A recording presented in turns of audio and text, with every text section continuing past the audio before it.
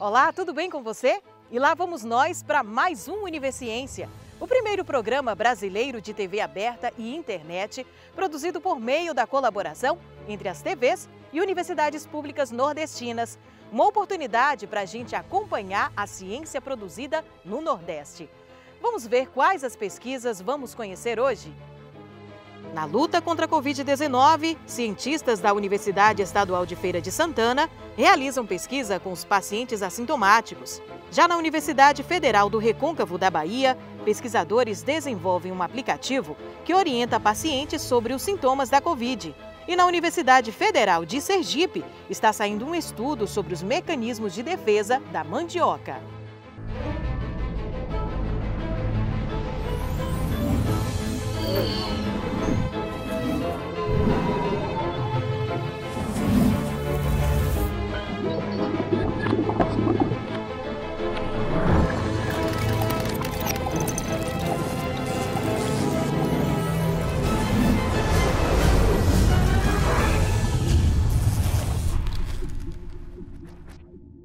A gente acompanha a luta incansável da ciência para entender e combater o coronavírus.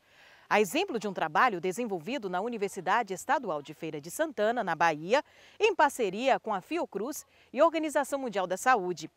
Por meio de um estudo inédito, os cientistas mostram a importância da realização de testes para a identificação da Covid-19 em pessoas sem sintomas. A detecção precoce da doença ajuda na redução e controle de casos.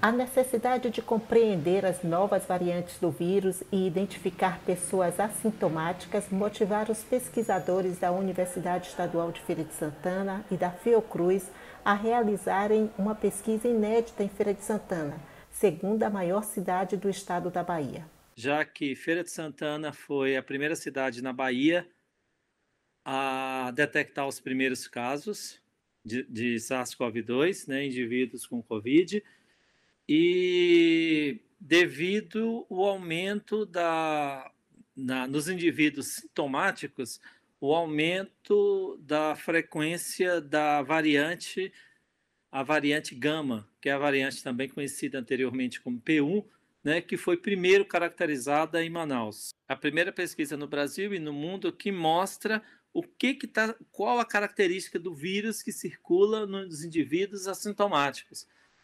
Os trabalhos anteriores em assintomáticos foi a testagem de anticorpo. Quando você detecta o anticorpo no indivíduo, você não está detectando o vírus. Você está detectando se o indivíduo já teve o vírus. A pesquisa foi desenvolvida no período de 8 de abril a 18 de maio, aqui em Feira de Santana, e apresentada no último mês de junho, aqui na UFES. Os testes foram realizados em pessoas que não apresentavam nenhum sintoma da Covid e que circulavam em locais de grande movimentação no município. Como nós sabemos que a Covid cursa com indivíduos que podem estar infectados e não apresentar sintomas, nós resolvemos então fazer uma testagem em assintomáticos, já que isso não foi feito em larga escala no Brasil. Feira de Santana é um importante polo comercial, um entroncamento rodoviário, por aqui passam muitas pessoas, tem um comércio muito forte, e a gente observa que as medidas restritivas não estão sendo acompanhadas por grande parte da população, que está levando a vida normal, como se não houvesse epidemia. No momento em que essa pessoa chegava, nós abordávamos se ela já tinha tido a doença, se tinha algum sintoma. Então, se não apresentou nenhum sintoma, entrava na pesquisa. Então, elas não tinham conhecimento de que estavam infectadas. Uma outra etapa da pesquisa, que é muito importante, que contamos com a equipe da Vigilância Epidemiológica do município de Feira de Santana, foi o monitoramento dos casos positivos, né? E o rastreamento dos contatos, que são as pessoas que convivem com esse caso, que eventualmente podem ter sido contaminados também. Então, ali nós fazíamos toda a orientação e o acompanhamento até desfechos, né? Ver se esse paciente evoluiu para cura, se ele precisa procurar alguma unidade hospitalar, se teve algum internamento. Então, essa foi uma etapa também muito importante né, para a pesquisa. Após esse monitoramento, né, nós estamos agora avaliando os dados desse monitoramento, verificando de fato quais foram as pessoas que permaneceram assintomáticos após a realização do teste e acompanhando os possíveis contatos que também deram positivos. Então, como a professora colocou, é importante a gente saber o percentual dessas pessoas que podem estar infectadas e não sabem que estão infectadas e que podem estar mantendo a transmissão da doença. Entre os resultados da coleta de 1.400 amostras, foram detectadas 154 pessoas infectadas pela Covid-19 e classificadas como assintomáticas. A coleta também constatou 122 genomas e uma variante predominante em 100% dos infectados, a P1 ou Gama, conhecida inicialmente como variante de Manaus, que tem como característica a transmissão em 1,7 a 2,4 vezes maior do que as outras linhagens do vírus. A gente não esperava encontrar entre 11, nós refizemos, porque quando vocês me entrevistaram antes, a gente estava com os resultados preliminares sem fazer uma análise mais afinada. Nós refazemos as análises e vimos que não é nem 11%, é 13%. E esperávamos muito menos da metade disso nos indivíduos sintomáticos, né? Então, isso nos preocupou e muito, porque a gente sabe que essa variante ela faz com que o indivíduo produza mais vírus. Se ele produz mais vírus e está nos indivíduos assintomáticos, a probabilidade desse vírus se espalhar muito mais e mais indivíduos se tornarem infectados, né, é muito grande se quem carrega o vírus, quem está carregando esse vírus, são os indivíduos assintomáticos também, além dos sintomáticos. O que se espera a partir desses resultados é que a prefeitura ela invista mais em testar com a PCR, né, com o teste da PCR, os indivíduos assintomáticos também, né, que não só a Prefeitura de Feira de Santana, mas esse é um projeto que mostra para todo o Brasil, né, não só para o Brasil, mas para o mundo todo, que é importante testar os assintomáticos para dar mais suporte às medidas de prevenção da transmissão, que são a utilização de máscara eficiente e máscara que seja utilizada de maneira eficiente, não máscara utilizada abaixo do nariz, por exemplo, né? E os indivíduos usam a máscara, mas eles tocam na máscara. Depois que eles tocam na máscara, eles tocam em outras coisas, em outras pessoas. Tá? Então, e o distanciamento social, né? A Covid-19 ainda é um desafio para os nossos tempos.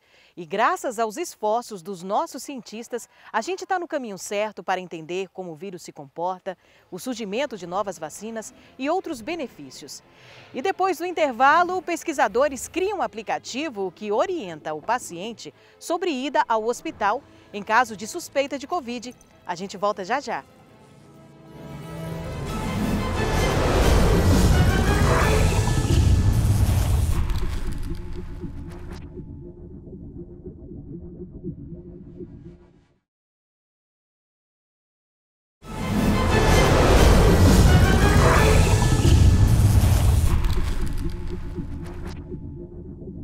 A gente sabe que vive uma realidade bem diferente depois da pandemia. Novos casos surgem todos os dias, muitas internações são registradas e uma simples ida ao hospital pode trazer riscos. Cientistas da Universidade Federal do Recôncavo da Bahia criaram um dispositivo para ajudar nessa situação. Lançando mão da inteligência artificial, o aplicativo para celulares coleta dados da frequência respiratória e é capaz de indicar se um paciente com Covid-19 deve procurar um hospital.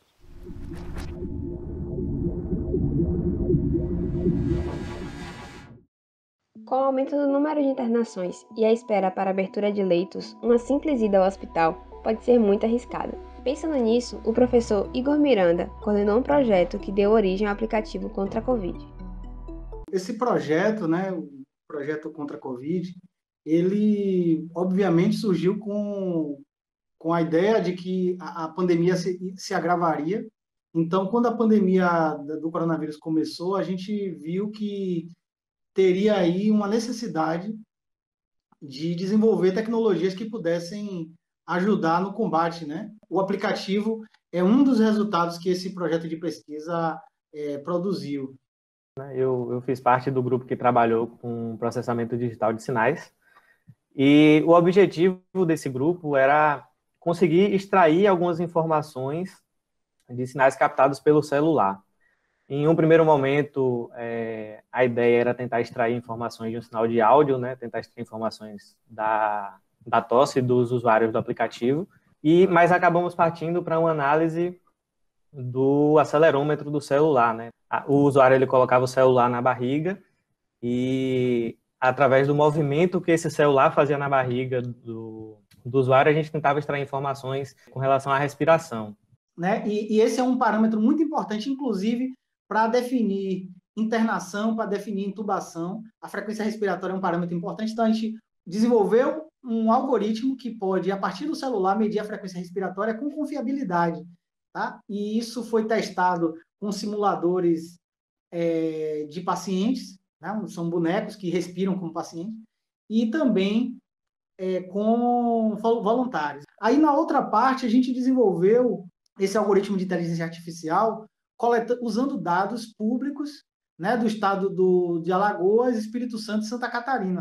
Eram dados públicos que tinham informações dos pacientes que tiveram coronavírus, né, confirmados em laboratório, e os sintomas que eles tiveram. E aí, o desfecho, se eles ficaram em isolamento domiciliar, se eles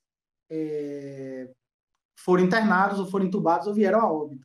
Né? Então, com base nesses dados, a gente desenvolveu um algoritmo que consegue predizer a necessidade de hospitalização com base só nos sintomas informados pelo paciente. Então, esses dois foram os resultados que a gente obteve. E aí, recentemente, a gente publicou um estudo em que esse estudo contém o que hoje é o aplicativo indica qual o risco de hospitalização que aquela pessoa está no momento, com base nos sintomas que ela está apresentando. Né? E esse acerto ele tem uma taxa de 82% de acerto. O aplicativo ele foi desenvolvido para Android, né? Pensando principalmente na questão do alcance, tentar alcançar ao máximo a população, e principalmente a população de baixa renda. A gente não teve condições de avançar em muitas direções que a gente poderia ter avançado. Né? O recurso ele é um fator limitante muito grande.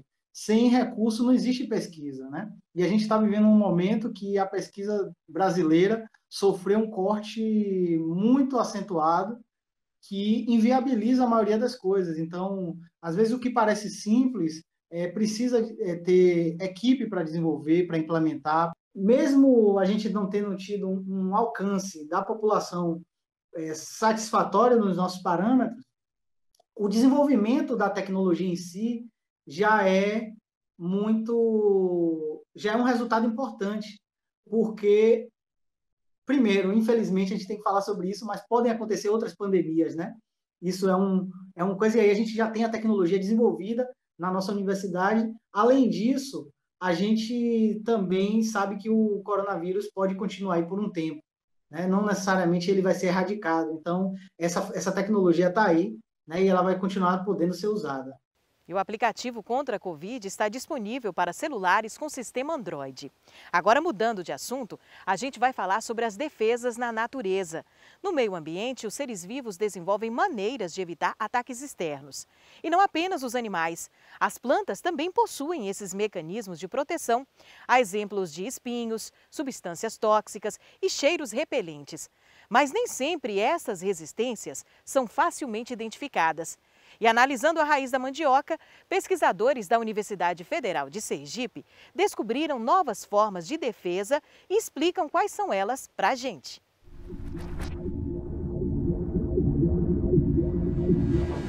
Então, diferente dos animais, aí quando elas se sentem ameaçadas, elas não podem sair correndo, né? Se esconder. Então, como que elas fazem para se defender? Na verdade, existe uma série de mecanismos de defesa, né? As plantas, elas sabem muito bem como se defender.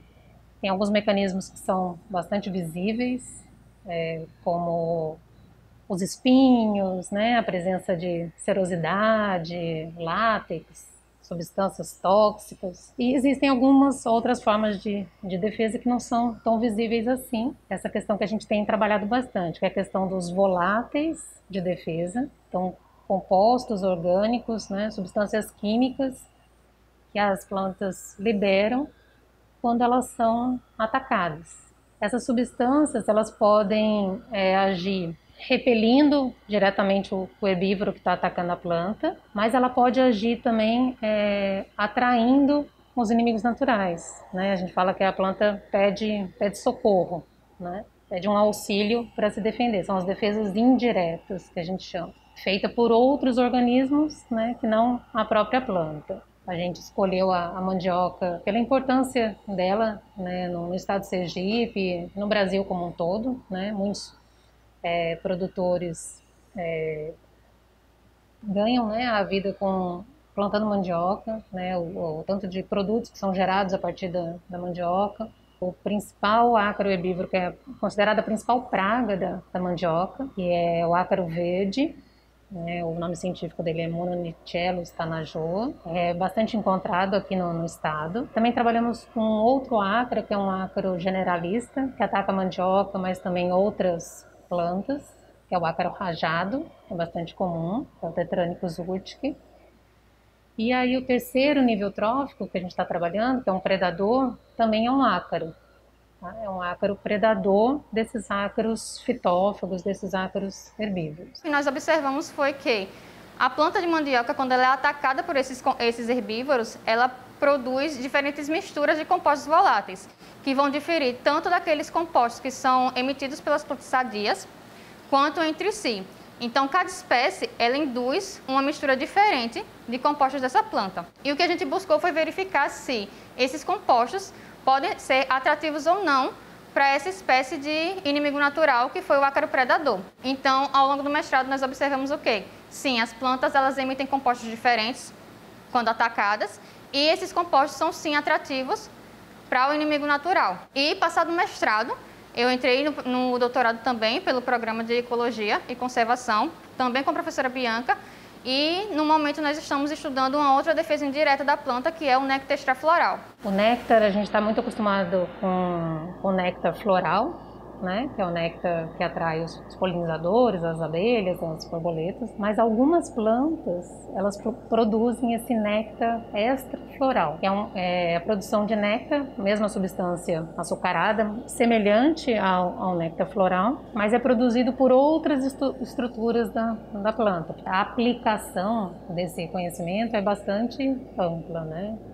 Principalmente na área agronômica, na área biotecnológica. Né? A gente pode aplicar esses produtos, esses compostos orgânicos voláteis sintéticos no campo para atrair esses inimigos naturais, então para auxiliar no controle biológico, né, que é justamente esse controle feito pelos predadores, pelos parasitoides. Tem alguns estudos também recentes falando sobre uma vacinação verde, né, nas plantas, que é justamente expor essas plantas a esses compostos voláteis que induzem esses mecanismos de defesa para auxiliar no sistema imunológico da planta, então já deixar ela mais preparada para um possível ataque. Pode ser aplicado de diversas formas na agricultura para esse controle, né, mais eficiente. O que a gente pretende fazer até agora, até o final do doutorado, seria terminar a parte de indução do néctar extrafloral e verificar a resposta de mais uma espécie de ácaro herbívoro aos compostos induzidos. E depois do intervalo, a gente volta com uma pesquisa da Universidade Estadual de Alagoas que estuda as propriedades da própolis vermelha. Daqui a pouco.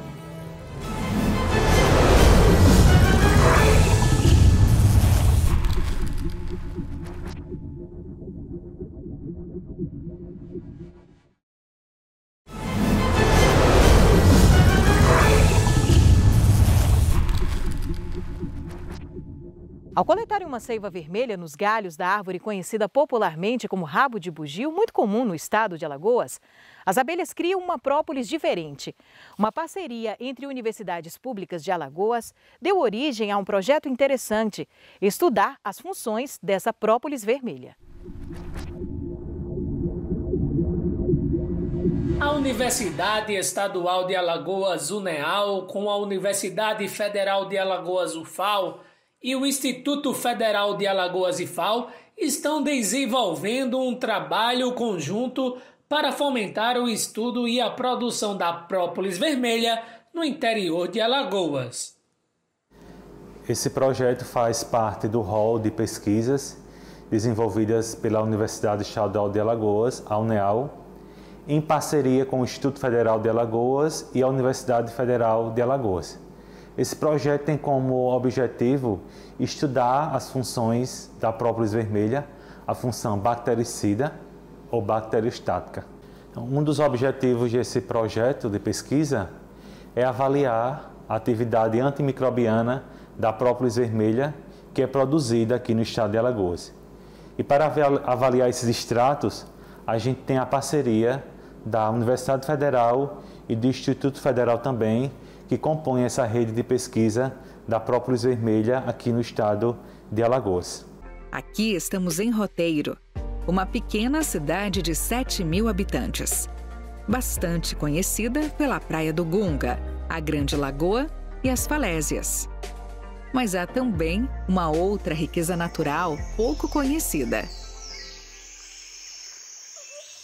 Esta é a árvore rabo de bugio, um nome carinhoso dado à espécie da Albergia ecastophyllum, uma planta nativa dos manguezais e que produz a matéria-prima da própolis vermelha, um dos compostos mais cobiçados no mundo.